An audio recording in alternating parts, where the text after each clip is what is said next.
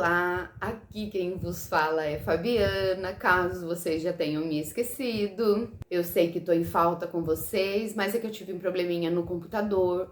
Sejam mais uma vez muito bem-vindos ao canal Lado B, onde nós conversamos sobre os mistérios da vida, os mistérios da mente e tentamos desvendar ou pelo menos entender alguns desses mistérios. E também sendo mais uma pecinha na engrenagem social para tentar alcançar um mundo melhor, mais consciente. Olha, gente, eu fiquei em dúvida de qual vinheta eu chamava para vocês. Se a vinheta do sobrenatural, se a vinheta do criminal. Afinal de contas, essa história horripilante carrega tanto fatores sobrenaturais quanto fatores criminais.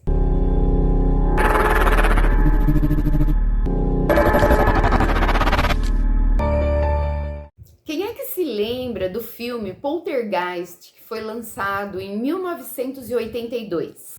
Um grande clássico do terror dos anos 80, que fez tamanho sucesso ao ponto de chegar a ser uma franquia com 3 longas-metragens e mais um remake do primeiro filme original.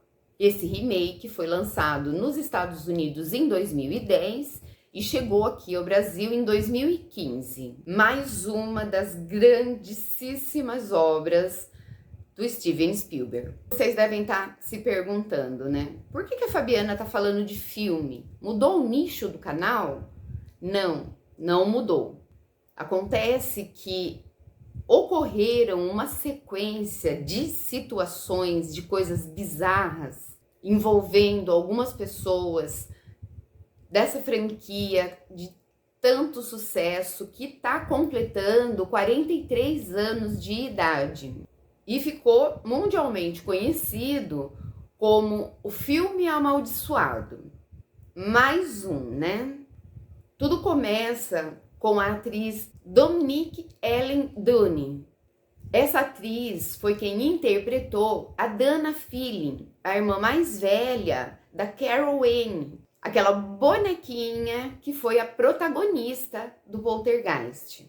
A Dominique foi assassinada pelo seu ex-namorado aos 22 anos por estrangulamento.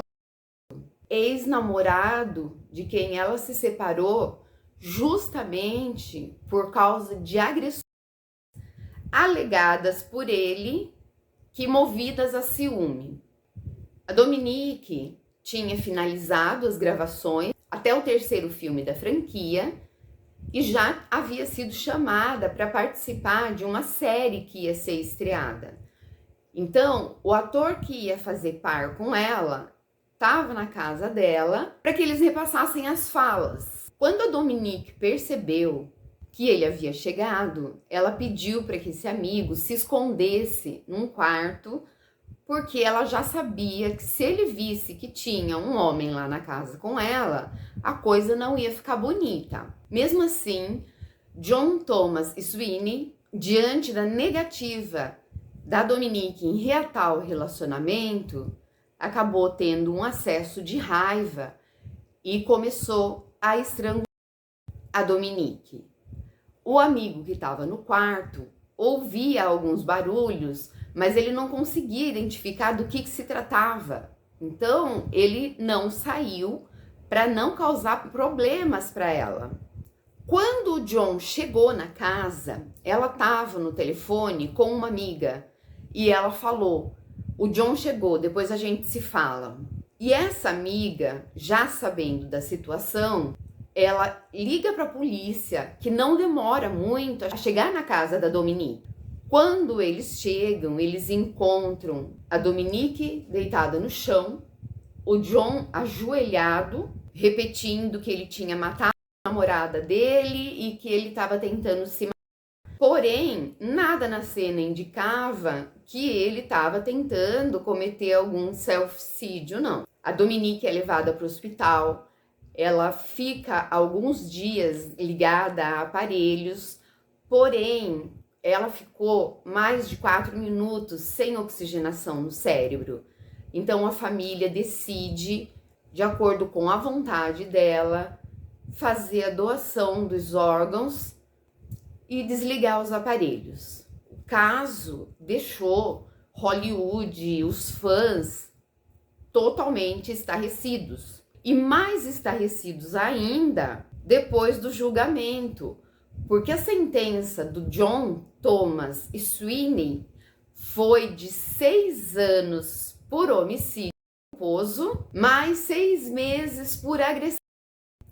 E desse montante, ele cumpriu apenas alguns meses recluso. A protagonista do filme, exatamente, a bonequinha Heather O'Rourke, que interpretou a Carol Anne Fielding, que é sequestrada, né, por forças sobrenaturais através do seu armário, uma princesinha muito cativante, loirinha, dos olhos azuis, grandes e cheio de curiosidade para conhecer um monte de coisa no mundo, vem a falecer aos 12 anos de idade.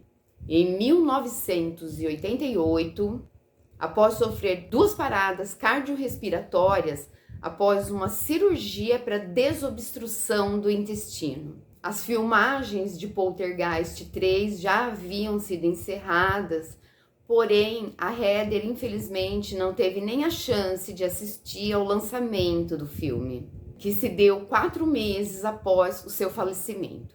Julian Beck, ator que interpretou Kane, que é um antagonista da Carol Anne. Ele era um feiticeiro maligno. Isso em Poltergeist 2, que estreou em 1986. Seu falecimento foi em 1985. Aqui pode até parecer meio estranho, né? Poxa, como que o cara falece antes de terminar o filme? Como eu já contei para vocês, edição não é uma coisa fácil. Isso eu tô falando em relação aos meus vídeos. Então vocês imaginem fazer a edição de um longa-metragem. Então eles terminam de gravar e leva meses para ser editado e lançado. Ele tinha sido diagnosticado com câncer no estômago e assim que finalizou as gravações do filme, ele tirou a própria vida. Mais um ator que foi privado de assistir ao lançamento do filme ao qual ele tinha participado e feito um grande papel. A estreia desse segundo filme também foi marcada por mais uma perda. O ator Will Sampson, que interpretava um xamã nativo americano que auxiliava a família.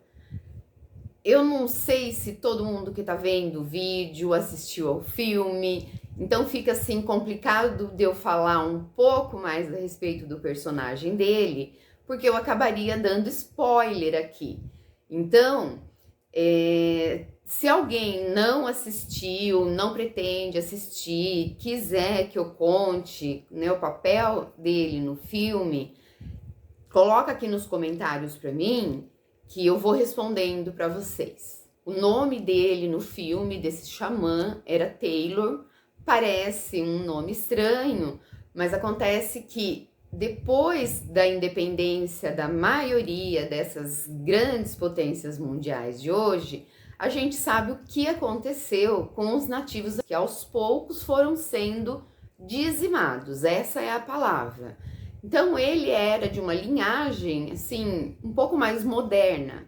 Por isso esse nome. Will, além de ator, na vida real, ele também era espiritualista e ele realizava rituais, benzimentos, o que daqui a pouco vocês vão entender o porquê que foi importante eu contar isso para vocês. O Will Sampson, ele tinha um problema de saúde autoimune e ele faleceu na mesa de cirurgia durante um transplante de coração e pulmão, que seriam feitos ao mesmo tempo. Isso foi em 1987, quando ele estava com 53 anos de idade.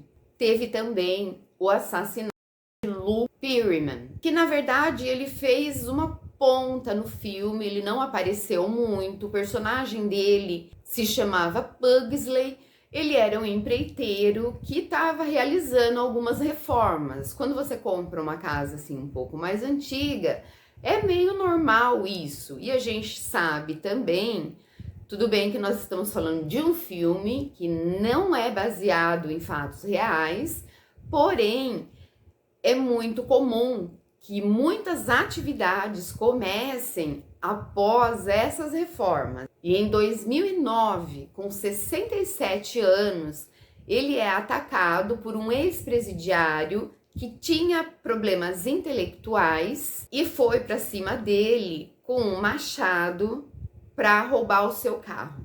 Lembra que eu comentei com vocês que o Will, além de ator, ele era espiritualista, benzedor, feiticeiro do bem. Ele trabalhava com uma falange espiritual benigna. E após uma descoberta que abalou todos os atores do elenco, ele fez um trabalho espiritual, basicamente um exorcismo. Tem uma cena em que há uma inundação e aparecem um monte de esqueletos na piscina.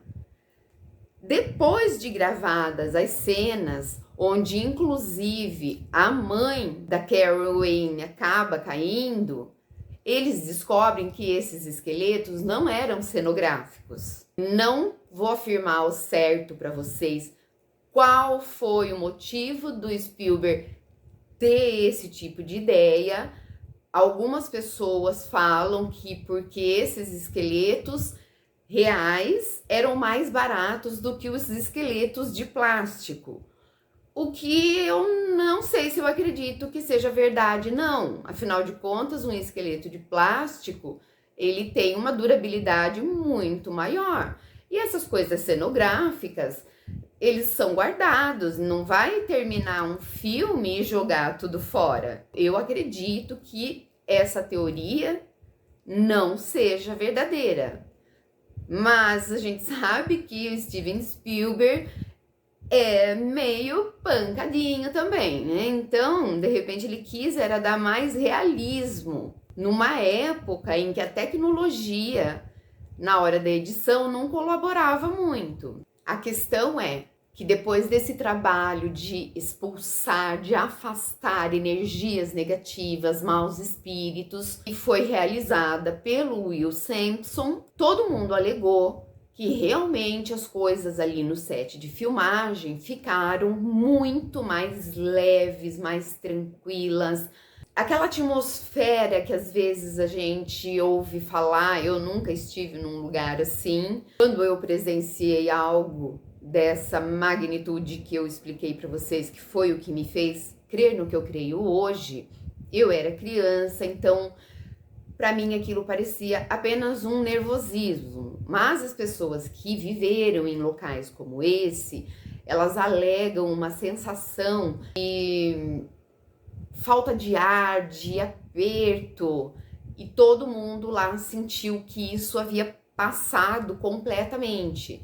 Então, tudo se seguiu com muito mais leveza. Até acho que a raiva que o povo ficou do Steven Spielberg quando descobriu a verdade deu uma baixada. Eu escolhi um caso, uma história, na verdade, né? Um pouco mais curta. Eu até ia falar leve, mas de leve não tem nada, né? Afinal de contas, duas pessoas aqui perderam a vida de forma brutal. Mas essa história, ela levanta uma questão que faz com que a gente pare para pensar. Ou será que esses filmes, essas franquias de terror, de onde existem muitos, mas muitos relatos mesmo, inclusive tem aqui no canal um vídeo falando a respeito do filme O Exorcista, eu vou deixar para vocês na tela final, é incrível também. E a gente fica nessa dúvida, né? Coincidência ou trabalhar falando a respeito desse tipo de coisa, porque quando você vai fazer um filme de terror, as pesquisas, elas são muito aprofundadas. Às vezes envolve escavações, às vezes nessas escavações descobrem-se cadáveres. Então, é coincidência ou é o fato sobrenatural mesmo, que por estar sendo citado, mexido, ele acaba vindo à tona? E obviamente que se existe o sobrenatural e uma pessoa que já partiu desse plano, sua essência não fez a passagem e ficou aqui, algo de errado tem. Normalmente não é porque ela não conseguiu fazer a passagem. Normalmente é porque ela tem apegos aqui na Terra e ela não quis fazer essa passagem. Portanto, ficando aqui, obviamente que não vai ser um Gasparzinho fantasminha camarada. Agora, me conta vocês aí, o que é que vocês acham que é o motivo de tantos filmes de terror terem por trás tantas tragédias, tantas bizarrices? Bom, gente, hoje eu vou ficando por aqui. Eu falei para vocês que eu escolhi um vídeo mais curtinho, porque eu vou precisar testar a máquina. Então, se eu fizesse algo assim um pouco mais longo, uma história um pouco mais complexa, poderia ser que desse algum problema na hora da edição. Mas eu já estou com outros roteiros começados e assim que algum ficar finalizado, eu volto e conto para vocês. E também aproveitem e façam pedidos aqui nos comentários. Eu, às vezes, fico com tantas histórias, com tantos casos na cabeça e fico sem saber exatamente o que eu trago para vocês. Então, se vocês me ajudarem falando o que vocês querem ouvir a respeito de qual caso, qual história, para mim fica mais fácil, porque eu me foco naquilo e não fico perdendo tempo em tentar escolher algo interessante para trazer para vocês. Combinado assim?